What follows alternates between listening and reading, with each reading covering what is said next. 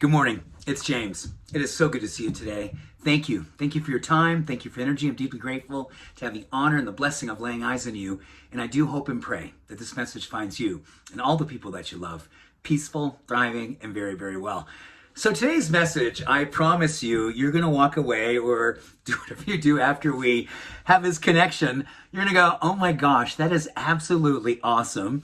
You may also be going, really? It's one of those studies that I think in our hearts we really believe and go, that sounds absolutely laudable, totally believe that. And then there's a part of us in our mind will go, gosh, could it really be that powerful? So what we want to talk about today is the power of interior decorating. Now, interior decorating from the standpoint, you look around your home, your office, your workspace, the place that you spend the most of your time throughout the day. Could be your office away from home as well. And you do very intentional decorating. Intentional decorating with people, pictures of people you love, a time in your life, maybe when you were younger, more vital, more of those pieces, if you will, of your life, at a time in your life where maybe life was that full and that awesome. And I hope it is that time for you right now. I really do. But this picture that I'm going to create for you is actually dedicated more to a study that was done by Ellen Langer, who worked at Yale. She worked at Harvard.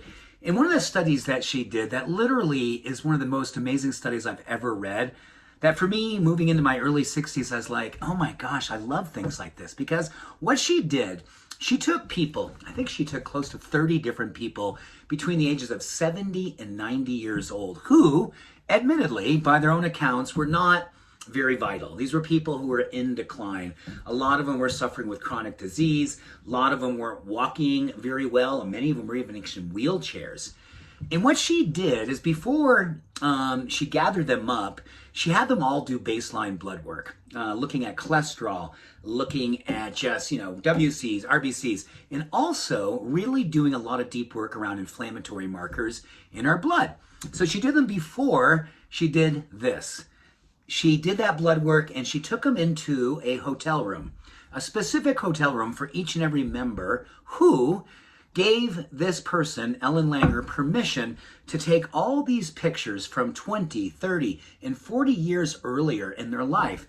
Pictures when they were with people that they love. Maybe people, they were out hiking, they were on a vacation.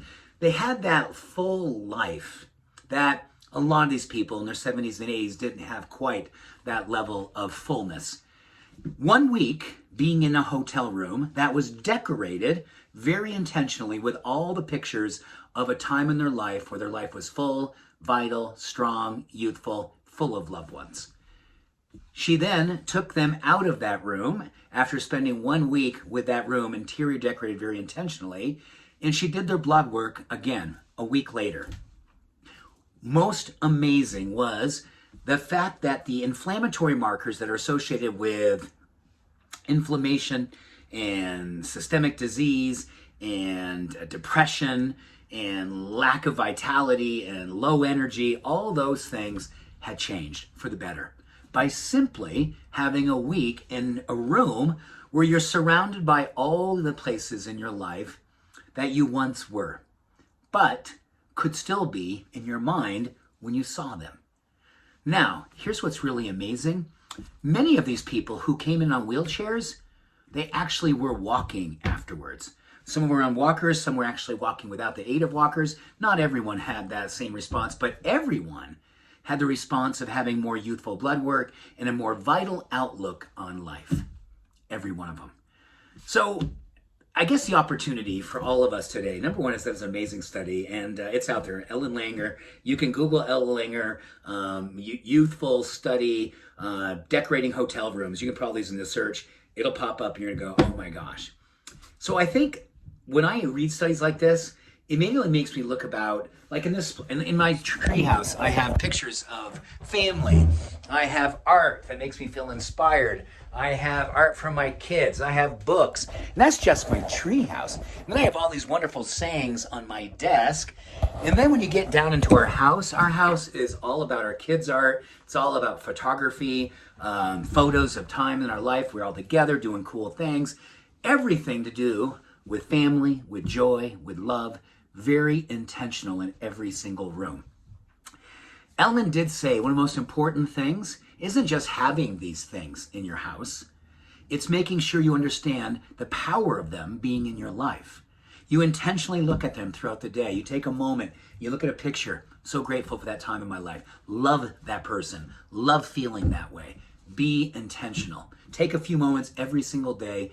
Admire your life in photography, in art, in experiences.